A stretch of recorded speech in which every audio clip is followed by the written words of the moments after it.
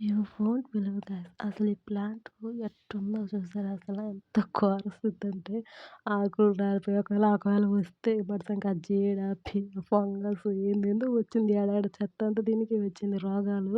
అసలు ఇది చచ్చిపోద్దేమోలే అంత కాస్ట్‌లీ పెట్టి కొన్నాము చచ్చిపోద్ది అనుకున్నాము. కానీ దాన్ని ఆ ప్లేస్ నుంచి ఎప్పుడైతే షిఫ్ట్ చేశానో ఈ ట్యాప్స్ దగ్గర పెట్టాననమాట. అదసలు ఎంత బాగా పూస్తుందో దానికసలు ఏమి ఒక్కటంటే ఒక్క బ్యాడ్ థింగ్ లేదనమాట. దానికసలు ఆకులు బాగొస్తున్నాయి. పువ్వులు నిండుగా పూస్తుంది.